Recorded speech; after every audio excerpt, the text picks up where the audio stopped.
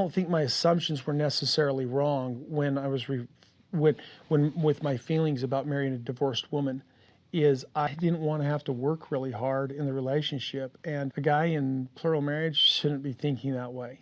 Aside from all the responsibility that you take on with the children and all these relationship issues, was the fact that she's divorced from another man. And so the question in my mind at that point is, will you be committed to this marriage?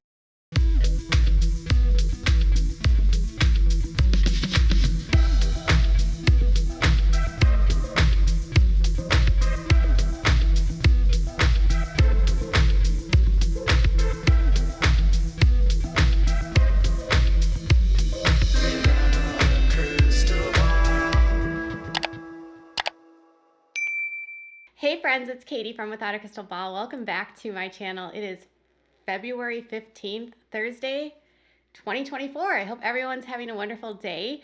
Well, I actually went into some archives and I found this article from years ago, and it's about Robyn's sister, and it gives like backstory to Robyn's life that we've never heard before. And it gives a clue into how her mom met her stepfather. And this article also exposes a secret of the family that I don't think has ever been shared on the show.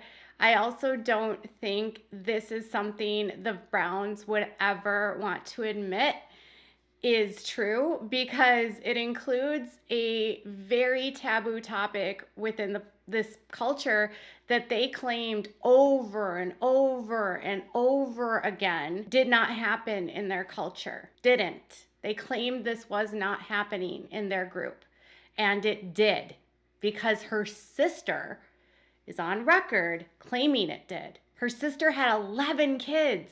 Her sister moved with her dad and her mom from Utah to Pinesdale when she was 14 or 11 or 12, when she was an early teen. And it was when they converted to the AUB that Paul Sullivan somehow managed to snatch up Reva, Alice Merrick, and he took her on as his second wife. But it's what her sister Lisa revealed that had me left shocked. And I also wanted to share some clips with you from that talk between Cody and Robyn about his prejudices that he needed to overcome about Robyn and why he was reluctant to marry her. And Robyn she foreshadowed the future of what happens when a woman doesn't put her sister wives first. So let's dive into the topic. Before we do, make sure to give this video a thumbs up. Make sure to subscribe to my channel if you haven't subscribed, and click on the bell so you never miss a video. I mean, were you justified in that divorce? If I treat you right, if I'm kind to you, will you stay with me? And so that was my biggest concern about my inquisition in Robyn. And as I learned how kind and forgiving she was, in my mind and heart, I knew that she had done all she could in that marriage. And that all aside, I think it was destiny that we were together. So I had to overcome all my prejudices. I'm highly convinced that Robyn had to devise a reason for why she and her husband got divorced that would make it look like she was not the one that was in the wrong, so that men in the culture would still want to marry her. See, women that are divorced in this culture do not have the best reputations, and unless they can blame it on the ex-husband, they become kind of like this scarlet letter. Like, no, you don't want to deal with a woman that was difficult and left a good man, because she's the problem then. You don't want to marry the problem. That's sort of the stigma in this culture. And so for her to be able to be accessible and available to men, she had to create this dialogue, whether it was for survival so that she could maintain her ability to be in this culture. So she wants to be married again, so she has to have this story so that she doesn't look like the bad one, so that she can get married again if she wants to stay in the culture. So it's almost like a double-edged sword. She has to come up with something, because she's not going to tell Cody, yeah, so I spent all my ex-husband's money, then I took all of his family's cash and I ran to Utah. Instead, he was a very difficult man. We had a very challenging relationship, and we faced a lot of DV. And because of that, I never had a crib. And he was never around, and we had to have heaters that were space heating our trailer because we didn't have electricity, even though all of those things were lies. All of them. She had a crib. She had a husband that was providing, while meagerly, and it wasn't what she wanted, it was still something. So you see here that this is a narrative she has to craft to get her catch, to get the bait. And I think Cody just kind of fell for it because she was a young thing. Young Miss Thing, 10 years younger, wanted a piece. Just saying. To get to that point. It's really important for people to understand, and for me, it was important in my mind to know that I was not just marrying Cody, I was marrying a family. In a plural lifestyle, I guess you'd say, that is what happens. A girl coming into a family who's just there for the guy is messed up. She doesn't understand what this is about. It's about a family. It's about the sister-wives relationships as well. And that those things are as important as your relationship with your husband. I truly believe that Robyn probably didn't come into this family with the idea that she was going to destroy everything. I don't think that she joined this family thinking she was going to get Cody and get him away from all the other wives. In fact, I think she saw an opportunity with this family where it was like, oh, 3 women that are working and I don't have to work and Cody doesn't want to make me work and I'm not going to have to work because Cody's going to let me be a stay-at-home mom, which is what I've always wanted to do. And I'm going to have access to TV and being on TV and I can be famous and he's going to take care of me and I'll have all my financial needs met. I think that's what she saw more so than this idea that she wanted to destroy the family. But I think that her materialism and her selfishness and her jealousy became the undoing, along with Cody. Cody even admitted in this very beginning that he was not looking for a complicated relationship. He was looking for something easy. And if we've learned anything about Cody over the years is he doesn't want to work for anything. Unless someone comes to him and bows down to him, he doesn't want to have to work on any of his relationships. They just all have to bend to him. And I think Robyn learned very quickly, as long as she appeased him, she could get her needs met. That's why I feel like they use each other. So Cody knows that he can get what he wants from her, which is, in the bedroom, and she can get what she wants from him, which is the money. And together they can get what they want, but they're not really getting what they want from in a relationship. They're just getting what they want for themselves. I don't know if that makes sense. Because Cody's been very clear that he married her for what she looked like and that she's his trophy wife. And she was very clear that she wanted a man that was going to take care of her. And that's what they both got. They're using each other. So I think she had to convince herself that she wanted the relationship with the women. And I think she did really realize, I think she really did come into the relationship just for Cody because she wanted just the man and wanted the money. But this is her kind of foreshadowing into the future. Listen, if I come into this with the wrong intentions, it's not going to work. And look what happened. I mean, it would have fallen apart anyway because polygamy is a mess. But you know what I'm saying. Well, it's what I want with all of them. I want it with Christine and Janelle as well. And we're on that path, I feel like. And I'm really excited about that.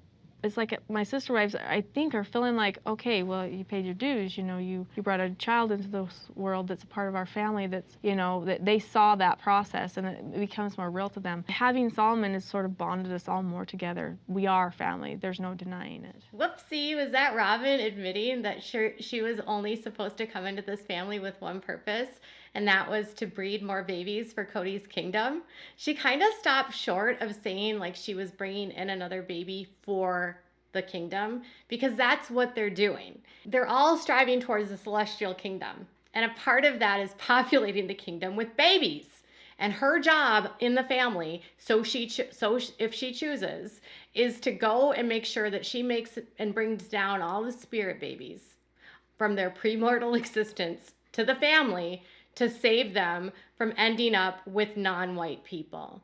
That's literally what their mission is in this world. Part of their faith is to bring down all the spirit babies so they end up with white families. And she brought in Solomon, so she brought in and saved a baby and she's bringing more kids for Cody's kingdom. That was her job. That's the only job a woman has in this culture, is to be a vehicle for babies for the kingdom, so that the husband has free labor for construction jobs and whatever, and then for the boys, And then he has girls to trade and barter with his friends. I mean, that's all that this culture is about. It's about trafficking for labor and for old creepy men. It's gross. So she is saying that, she thinks that Christine and Janelle see her value because she brought Cody a baby for the kingdom. But she didn't say that. But she was going to. And that's the language that they use in this cult.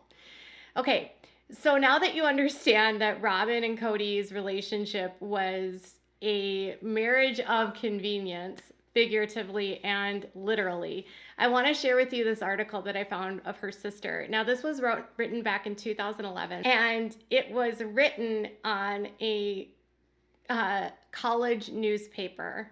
And it had some errors, but the errors are not contained related to Lisa. So this is about Pinesdale. Pinesdale is a small town in Montana that was founded and purchased by Reuben Allred in 1961. And when he built it, this was where they were going to go when the end times came. So this is the promised land where they were going to build Zion, and this is where all the compound people were going to go to.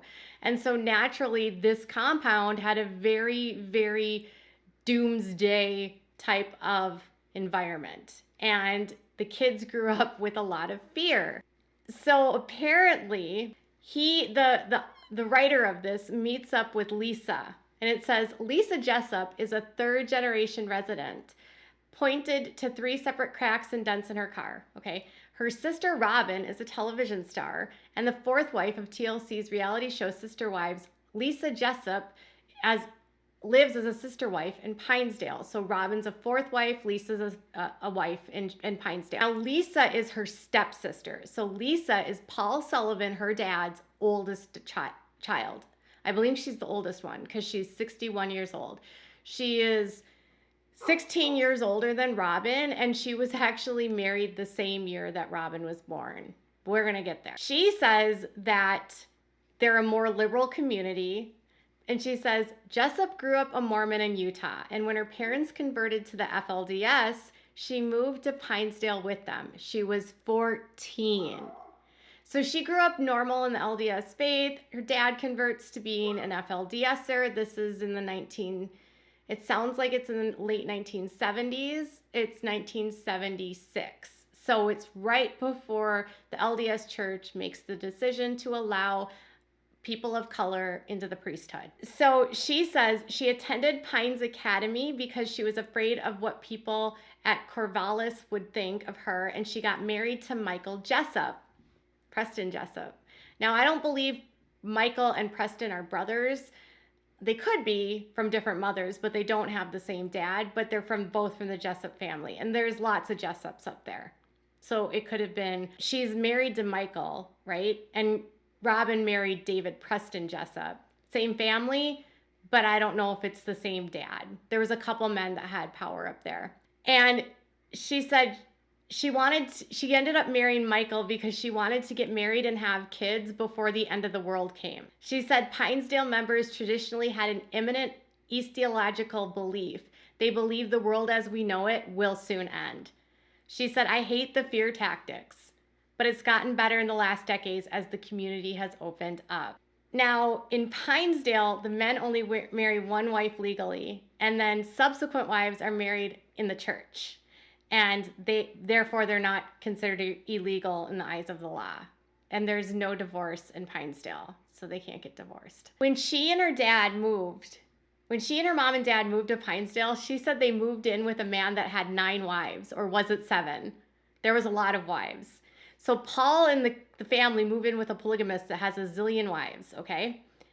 And she ends up marrying Michael Jessup when she's 16 years old. Now, in the state of Montana, a woman that is 16 has to have parental consent in order to get married, meaning mom and dad have to sign off and give permission for her to get married, meaning that Paul Sullivan and his wife, his first wife, gave a minor child to a man. Now, her husband was only 3 years older, but still, she was a minor.